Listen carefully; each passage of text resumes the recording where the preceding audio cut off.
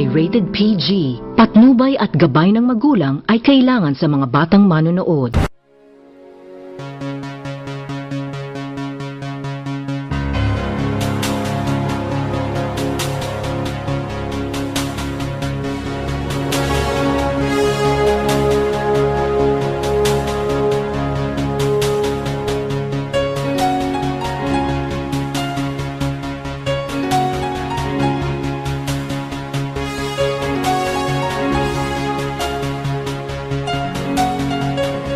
Sa mapagpalang umaga pong muli sa ating lahat, sa lahat po ng manonood sa inyong mga tahanan. Magandang umaga po sa inyo at narito po muli tayo sa programang Connect to God and Click for God. At bago ko po sabihin sa inyo yung short review po dun sa pinag-aralan natin nung nakaraan, ay po munang batiin yung mga nanonood, mga estudyante ko po sa Perpetual, lalo na po yung mga taga Santa Rosa, si Neil Antiporta, Isabel Marfil, si Ma'am Rebecca Marfil, at lahat po ng mga taga Perpetual na nanonood po, hindi lang sa Santa Rosa, sa Calamba, sa Kabuyaw, dito po sa Binyan, sa mga co-teacher ko po dito sa University of Perpetual Binyan. Magandang umaga po sa inyong lahat.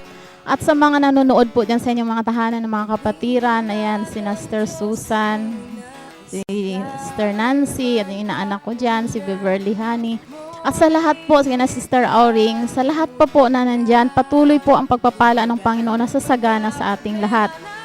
At bago po tayo magpatuloy, dumako po muna tayo sa isang maikling panalangin.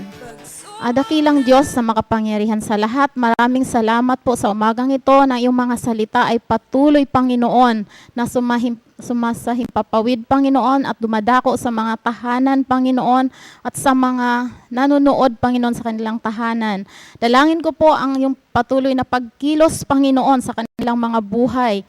Alam ko po, Panginoon, na may inihanda ka pong pagpapala sa bawat nauuhaw sa iyong presensya, Panginoon, sa pamagitan ng mga salita sa programang ito, Panginoon. At lahat ng kanilang pangailangan, financial, physical, kagalingan, Panginoon, sa kanilang mga karamdaman, sa kanilang bagabag, Panginoon, kapayapaan, maayos na relasyon sa kanilang pamilya, Panginoon. Ano man, Panginoon, hindi po pa nabanggit sa oras na ito, ikaw po ang higit na nakakaalam. Kaya naasahan po namin, Panginoon, ang pagkilos ng iyong banal na Espiritu sa kanila, sa pangalan ng aming Panginoong Hesus, at lahat ng hadlang, Panginoon, sa iyong biyaya, sa pagtanggap nila, Panginoon, ng iyong mga salita. Sinasaway po namin at ginagapos namin ang kaaway, Panginoon, at ang stronghold niya, Panginoon, winawasak po namin sa oras na ito. In the name of Jesus Christ, Lord, we pray. And we claim the victory for your glory in Jesus' name. Amen. Mga kaibigan, mga kapatid, mga estudyante, mga anak ko na sa school. Okay, napakasaya po ng pakiramdam ko na patuloy po nating pinagasaluhan ang salita ng Panginoon. Dahil sinabi nga po ng salita ng Diyos, ang tao po ay hindi nabubuhay sa tinapay lamang, kundi sa pamamagitan po ng mga salita ng Diyos. Kaya sa umagang ito, balikan po natin muna yung pinag-aralan natin nung nakaraan, pinamagatan pong what makes people sin, or ano po yung mga dahilan kung bakit po nagkakasala ang mga tao. Sinabi po nga po sa James chapter 1 verse 14 na ang bawat tao po kaya natutukso kasi nahihila ng sariling masasamang pita at nahihikayat. Kaya nga po, mahalaga na kapag nagkasala tayo, huwag po tayong magturo ng kahit sino. Aminin po natin yung pagkakasala natin. Kasi sa ganyang paraan, dyan po tayo lumalaya. Dyan po tayo pinatatawad ng Panginoon. Kapag po tayo ay nagpakumbaba at humingi po ng tawad sa Diyos.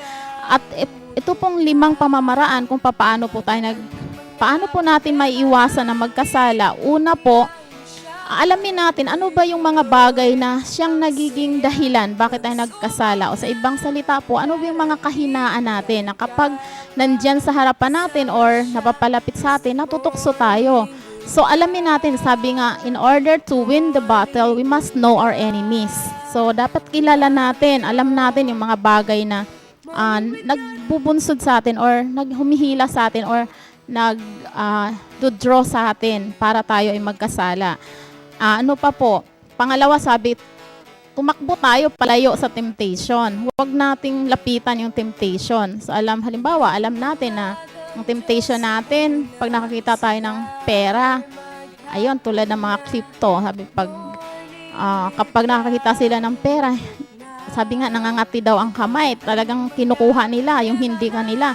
So alam mo nang ganon, huwag mo i-expose ang sarili mo sa ganon. Or kung alam mo na halimbawa, may perang iniwan, umalis ka, huwag ka nang lumapit para hindi ka na matukso. And then, pangatlo po, resist with the word of truth. Sabi, kaya mahalaga nga po, sabi ko nung nakaraan, na nakikinig tayo ng salita ng Diyos at nagbabasa tayo ng Biblia kasi sa pamamagitan po niyan, naalala po natin ang salita ng Diyos at sa oras po ng mga temptation, ayan po ay parang bala. O yan po yung parang deposito natin na may nawi-withdraw tayo. Ibig sabihin, may ginagamit ang Panginoon para ipaalalahanan tayo dun sa mga narinig at nabasa natin mula sa salita ng Diyos. At pag ginamit natin yan po ay sandata natin laban po sa tukso sa paggawa ng kasalanan. At pang-apat po, sabi, dapat po matuto tayong magpuri sa Panginoon. Kaya, paano po ba tayo magpupuri sa Panginoon? Maaari po sa pag-awit. Kaya yung mga awiting papuri sa Panginoon, mahalaga po na natututo tayo niyan. Or tayo po haham tayo ng mga salita ng Panginoon, ng mga papuring awit sa Panginoon. At ang panlima po, kapag natukso na tayo, dapat magsisi agad. Huwag na nating patagalin. Humingi agad tayo ng tawad sa Panginoon para hindi po first base o hindi na po lumala yung sitwasyon natin. Okay, so sana po na refresh po yung mga isipan natin tungkol po sa mga pinag-aralan natin noong nakaraan. So sa umagang ito naman po, napakaganda ng topic. Ito po yung sinasabing God's way on saving man's soul from eternal death. Kasi di po ba ang kaluluwa na nagkasala, sabi ng salita ng Diyos ay walang pagsalang mamamatay. So, ibig sabihin po na pag-aralan natin nakaraan, pag sinabing kamatayan na sinasabi ng Biblia, ito po yung kamatayan ng kaluluwa, yung sabing eternal. Ibig sabihin, walang katapusan. So, alam na po natin na base po sa salita ng Diyos na napag-aralan natin na ang kaluluwa po natin, bagamat namatay siya spiritually, meron pong paraan ang Diyos or gumawa po ang Panginoon ng plano. Paano po maliligtas or paano po mabuhay uli yung kaluluwa natin. Kasi diba, nung si Satan nagkasala, hindi na po siya binigyan ng chance ng Panginoon na makarecover or mapatawad yung kasalanan niya. Kasi yung kasalanan niya po is direct assault to God or direct assault against God. So, Diyos mismo ang kinalaban niya. Yung tao naman kasi po, si Adan at si Eva, nung nagkasala sila, hindi yung direct assault to God. Sila ay natukso. Natukso po sila dahil sobrang gustong-gusto nila yung nakita nila. So, sabi, lust of the eyes, may matindi sila o masidhi silang pagnanasa o pagnanait sa bagay na yon. Sabi nila, ang ganda pag nagkaroon ako niyan. Kaya nga po, di ba, paalala sa atin, kapag meron tayong matinding gusto sa isang bagay, dapat mag-isip muna tayo. Sabi nga, one step backward. Kasi baka yung bagay na yan, isang temptation yan, na kapag ginawa natin or kinuha natin or sinigawa natin, mapapahamak tayo. Kaya dapat mag-isip po tayo. Wag po tayo magpadala kasi uso ngayon yung sabing, sige na, bilisan mo na. Hindi pala po maganda yung ganon. Yung nagmamadali tayo, na nagmadali palagi, hindi po maganda. Kasi pag nagmadali tayo, hindi na tayo nakakapag-isip. So, pag hindi tayo nakakapag-isip, mawawala na po tayo ng chance na makapag-decide ng tama. So, salamat po sa salita ng Panginoon na nagpapaalala sa atin para po magkaroon tayo ng magandang buhay at para huwag po tayong mapahamak at ma-enjoy po natin ang mga biyaya ng Panginoon habang nandito po tayo sa lupa na naghihintay po sa pagbabalik ng Panginoon. So, dumako na po tayo dito sa discussion natin. Paano nga ba ang pamamaraan o anong pamamaraan ng Diyos upang mailigtas tayo. Alam niyo po, may tinatawag na dalawang pamamaraan ang Diyos para iligtas ang kaluluwa natin. Una po, may sinasabing God's part.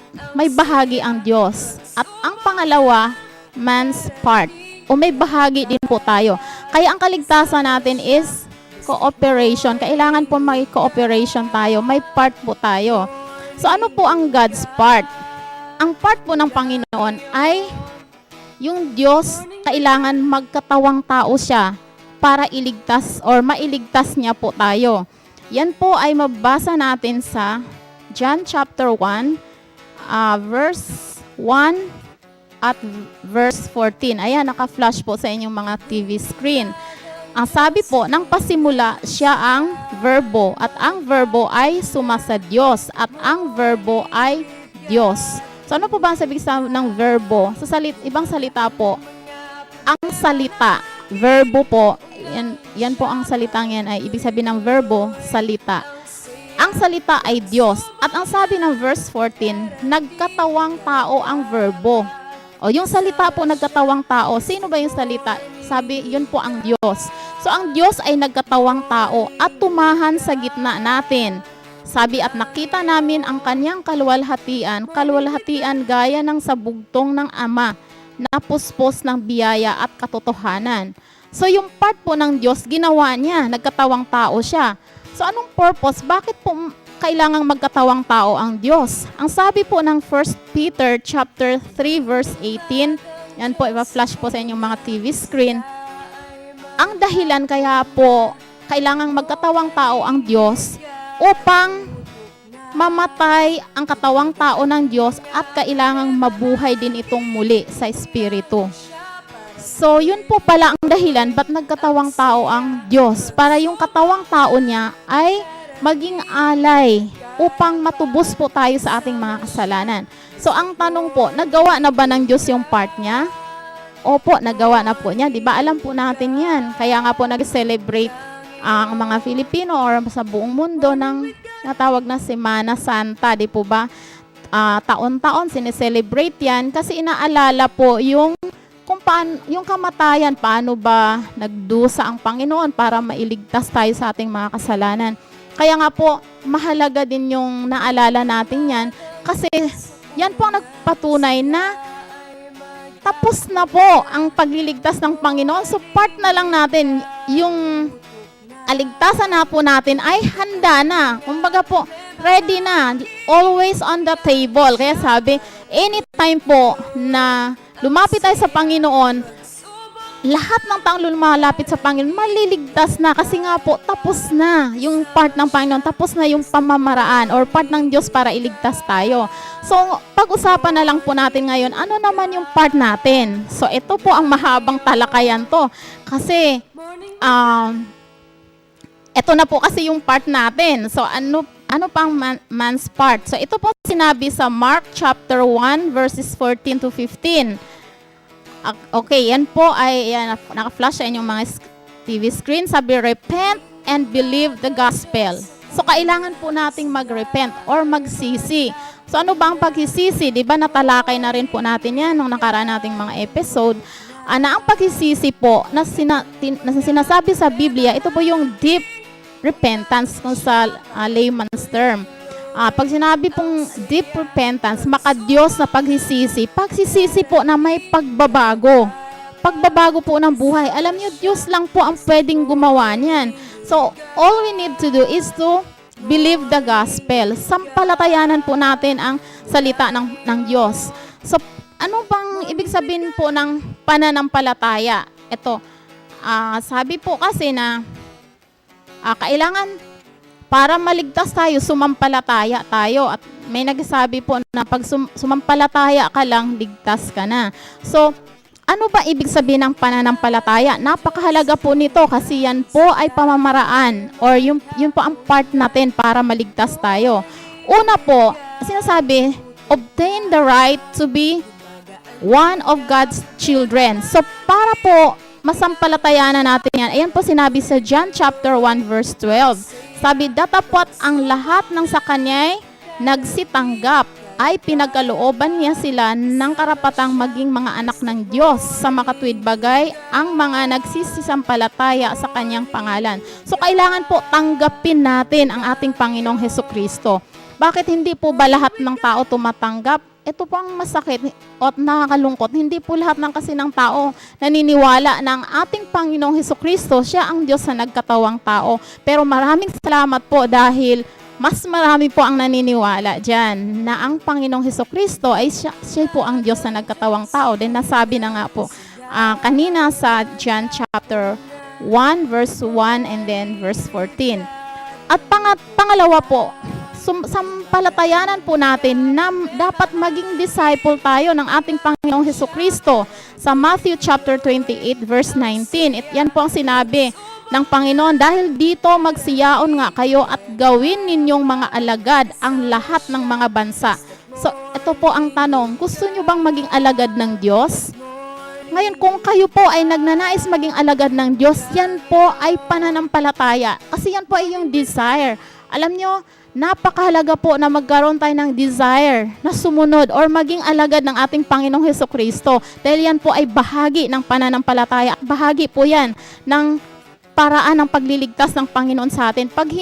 Maliban po na maging alagad tayo ng Panginoon, naku, hindi po pasok, kumbaga, hindi po pasok doon sa pamamaraan ng Diyos kung paano po tayo mailigtas.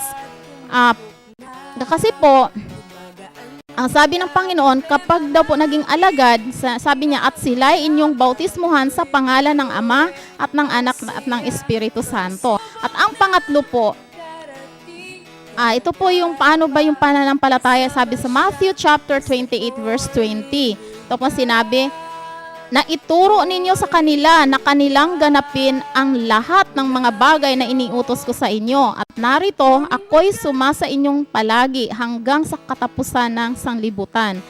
So ito po yun. Dapat po, sabi, do all the things Jesus Christ has commanded to us all. So lahat po tayo, wala pong exempted dito. Lahat po tayo kailangan nating ganapin ang lahat ng mga bagay na iniutos ko sa inyo. Ang Panginoon po mismo ang nagsabi niyan.